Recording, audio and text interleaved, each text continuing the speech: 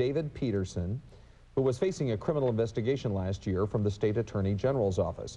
Investigators are looking at whether Peterson made an illegal $2 million payment to the Attorney General's office trying to buy his way out of trouble. Well, the Attorney General's office says these accusations aren't going to amount to anything.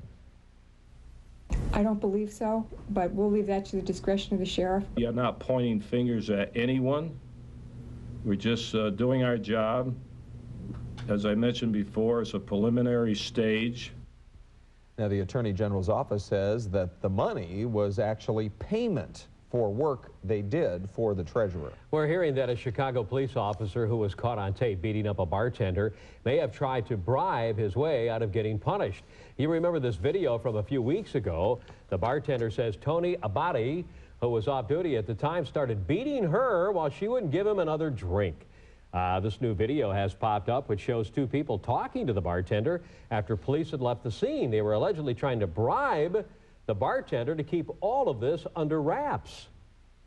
Abadi sent in two of his dear friends, Patty, who he's known his entire life, and Gary, another close friend of his, who's a street and sands worker, to convey an offer to Carolina that he would pay her medical bills and any other out-of-pocket expenses she incurred if she would agree not to prosecute him. That's against the law. That's bribery.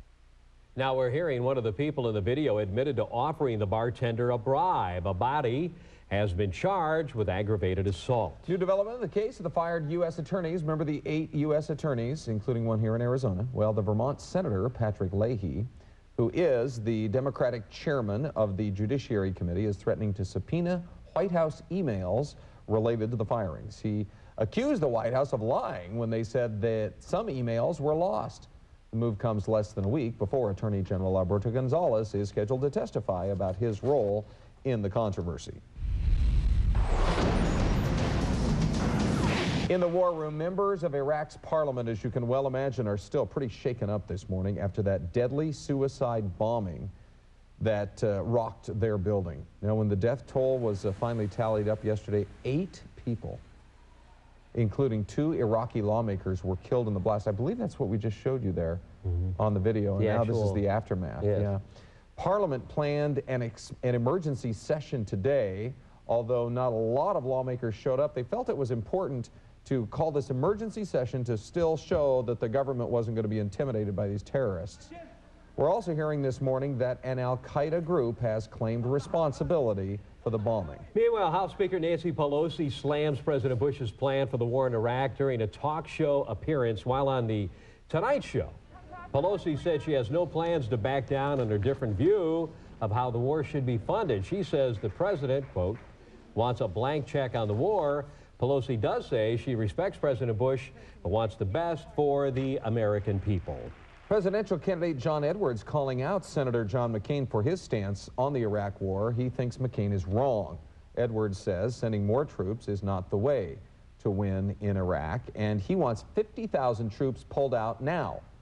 Edwards also says talks with Iran and Syria are needed to stabilize Iraq. Senator John McCain's wife, Cindy McCain, speaking out about her husband's run for the White House. Cindy McCain says her husband's views about the war in Iraq have hurt him in the polls.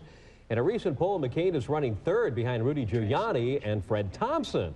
And he also, Senator McCain, lags behind in fundraising. And in his mind, and correctly so, this war, the outcome, that our troops, our young men and women that are in combat right now, are far more important than any political aspiration. Cindy McCain also addressed her husband's age and what factor it'll play in the campaign.